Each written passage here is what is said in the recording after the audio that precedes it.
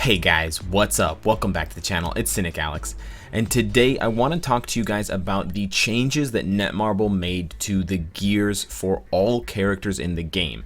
This is the same gear change that unequipped all of your Urus if you had them, and the same gear change that has left a lot of people confused about what to do with their characters, what to do with their stats, and how to approach fixing this situation. Now, Netmarble released an update to the 3.3 patch notes when they revealed that they were going to be doing this to apologize to the players, and that's why they unequipped all of our Uru for free, and that's why if you haven't yet equipped your Uru, they will all be in your inventory. I've equipped most of mine, but I still have some left there that I need to reallocate to characters that I had them on. In addition, they are reducing the cost of re-rolling your gear to 1 gold for at least another week. So you don't have an unlimited amount of time to fix your gears on all of your characters, but you do have some time. Now, I will get into my opinion on what I think about this update and this part of the update, whether I think it's negative or positive, but I first want to explain to you what it is and how you should understand it and approach it for all of your characters, and then I'll get into my opinion at the end so that I don't confuse people with fact versus opinion. So essentially what they did with this gear screen and with the gears is they made everything a lot simpler. They simplified the situation by automatically auto-rolling the stats for us. So originally, Wolverine had physical attack and attack speed as his 2 orange gears, and then as you ranked up his first gear, you would have those blue stats that you could change to physical attack by level, energy attack by level, physical attack, all attack, or energy attack. You had those 5 options, and you would re-roll each of those slots that you had. I believe there were 8 or 10 slots, and you would have basically the first 2 at physical damage per level, and then the rest of them would be physical attack or all attack. But you had to do that for all of your gear. It was time consuming, and it also consumed a lot of gold. But on the plus side, there was customization. Now they've essentially just auto rolled for the best possible situation. Aside from the percentages, they've just kept them all at all attack, and then what you see there is all attack perfectly rolled on all of the stats, and then just truncated or crushed down into one stat line. And I'll prove that this is the case by looking up a friend of mine's account and showing you what I mean. Because if you have some confusion about this and you go and you look up one of your friends, you might be confused by what you see. So if I go over to Jamal's account and I go and I take a look at his Wolverine, what you'll see on his first gear is you'll still see the numbers. My face is cutting off some of the numbers, but at the top you can see all attack 13, all attack 29, 60. It's not that he rolled them all perfectly, it's that Netmarble automatically rolled them all perfectly, and what Jamal sees is just the total. He doesn't see each individual number crowding up his gear slot for his first gear. He just sees that one total number of 857 or something like that. So that's essentially what they did for the first 3 gears. They pre-chose for us without us having any say in it. They pre-chose the 3 best options. So in Wolverine's case, it's all attack for the first slot, all defense for the second slot, and HP for the third slot. And that's basically how it is for every single character in the game. It's all attack, all defense, HP. And that's basically how everyone was rolling it, aside from a few very specific characters in a few very specific situations. I won't deny that there were some people rolling, for example, dodge on their 3rd gear, but everyone else was rolling, or everyone was rolling, all defense for the 2nd slot and all attack or physical energy attack for the 1st slot. So I don't see a huge change there.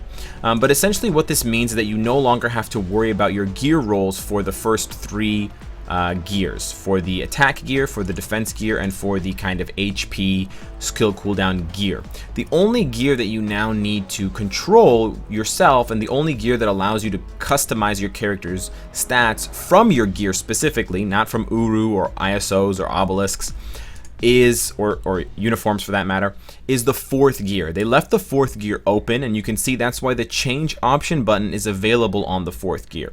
So even if you select the 3rd gear or the 2nd gear or the 1st gear and you hit change option, you're still changing the option for his 4th gear, and you can see that by the image. The image here is the net, which corresponds to his 4th gear, the bola.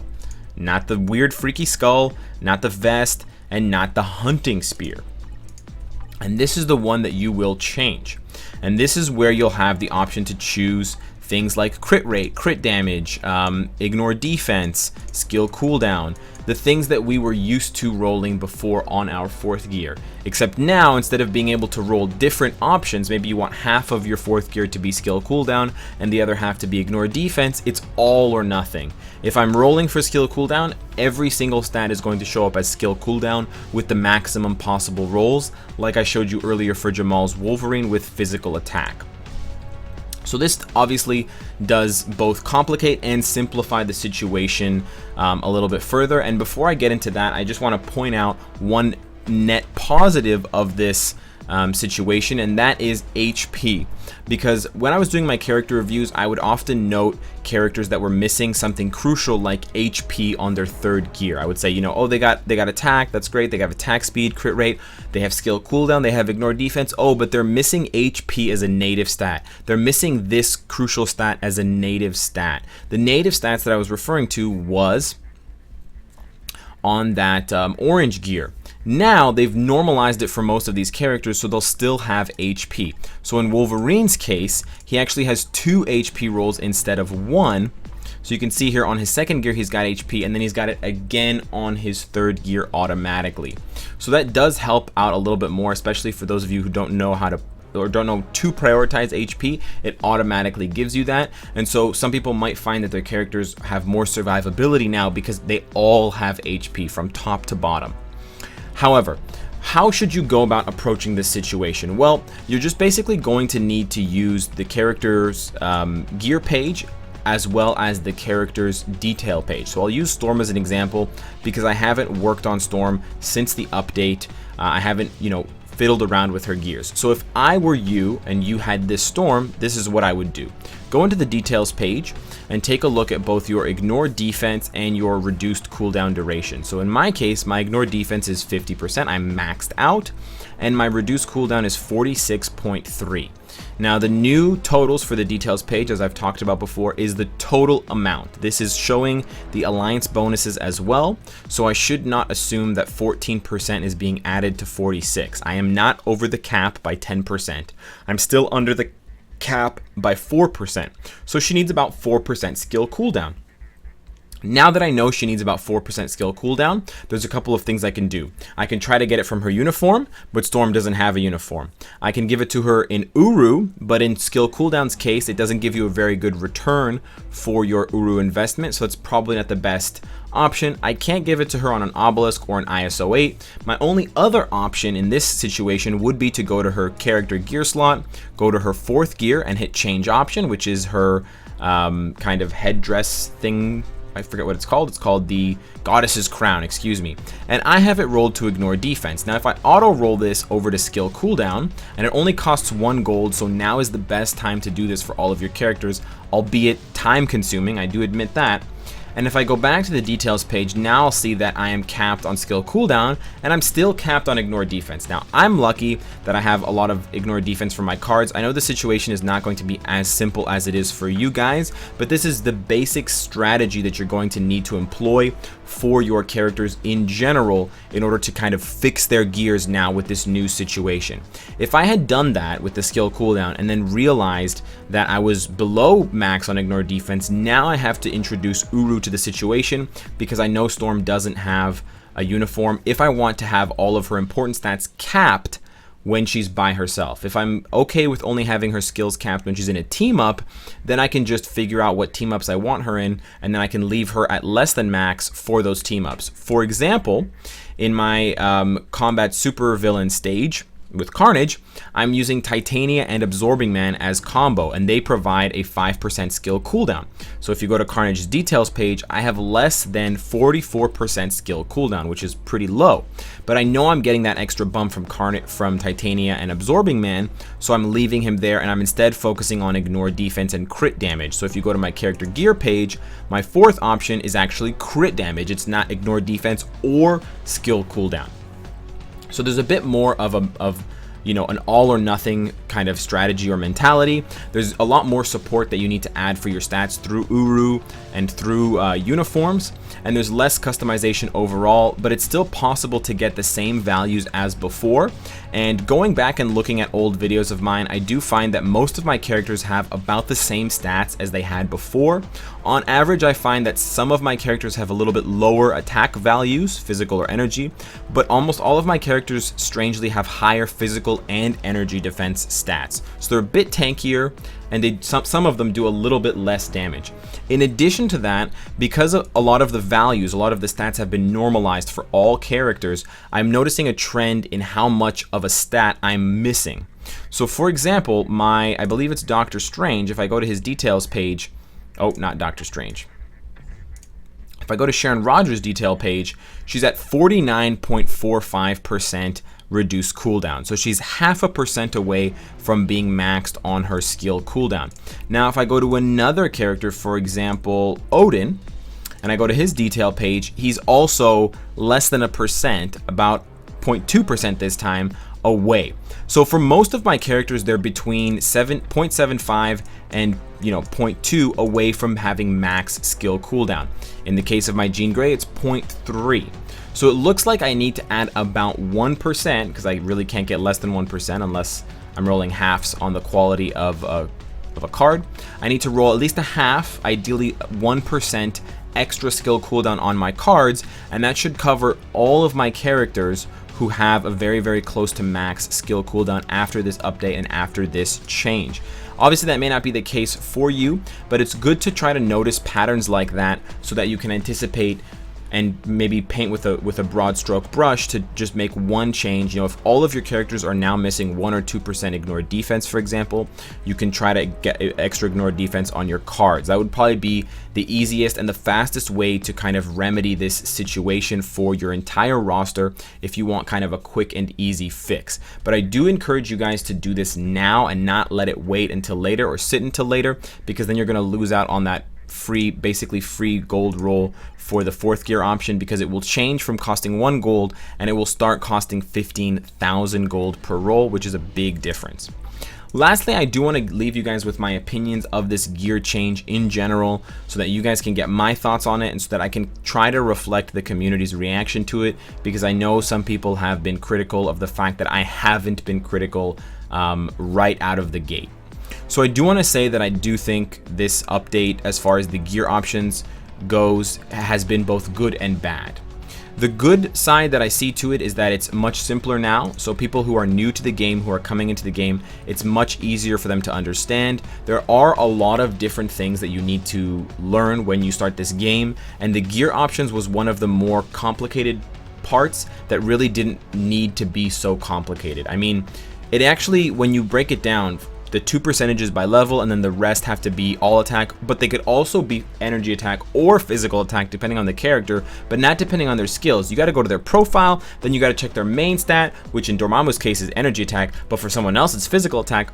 Actually was a bit complicated, let's be honest. And then if you wanted to get super technical for things like the 3rd gear, you could roll HP by level for the first one or for the first 2 if you got a really high roll on the second one, because 191% of 60 is more than 112 as a flat number, which was the maximum you could roll at the time for the second slot of HP. So there were a lot of kind of tricky things that did make the gears quite complex and kind of unnecessarily complex, at least for the first 3 gear slots.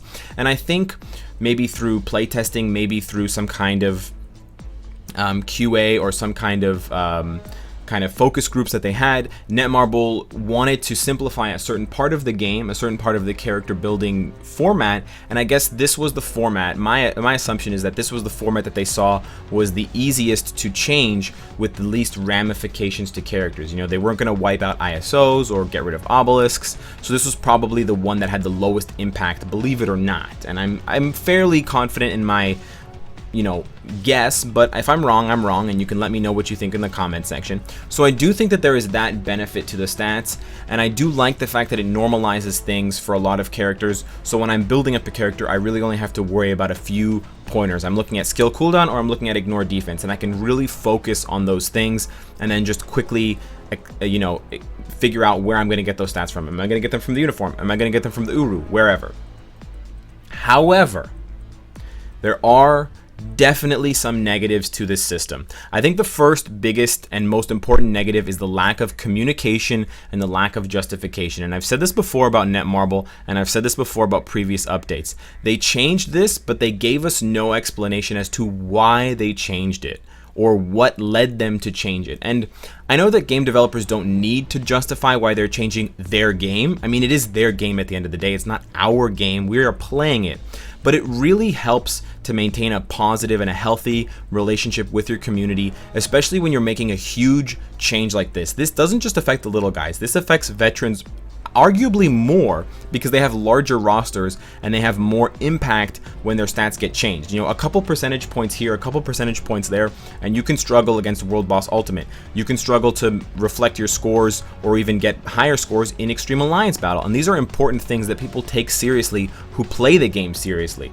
And so to change those things and to give absolutely no reason for it, aside from an apology after the fact, is a bit short-sighted of them, and I really wish that Netmarble would take the time to just one or two lines. I mean, there's so much text in the update patch notes. Why can't they just put in a few extra lines saying, hey, this is going to be a big change for you guys. We know it's going to be a big change, so we apologize in advance for the headache it might cause you. However, this is the reason why we're doing it. It's much easier to be on board with change if you know where the change is coming from. To just say, hey, we're changing this, invites a lot of criticism, and it invites a lot of people to take the contrary stance and be like, no, I don't like change, because let's be honest, nobody likes change. The second thing I think that's wrong or that's not good about this character gear change is the lack of customization. And I don't want to stress this one too much because I think there's already a lot of customization in Uru, and once every character has a uniform, there will be a lot of customization there.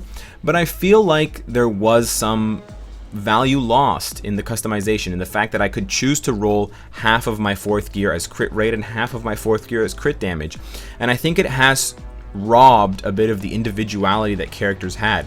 There weren't that many players, but there were some players who wanted their Spider-Man to have more dodge and no extra HP. As crazy as it sounds, there were some people that wanted to do that, and they got satisfaction out of that. And to have that satisfaction taken away, especially without an explanation, does make people upset. So I can totally understand those people. I may not be one of them, but I can totally sympathize with the fact that this is a game about collecting characters and about making them feel unique to you. You know, everybody has Spider-Man, but I want my Spider-Man to feel like Cynicalex's Spider-Man, not like everybody else's Spider-Man. I don't want a carbon copy of every other character. I want my Wolverine to be my Wolverine. And I think a little bit of that was lost with this update.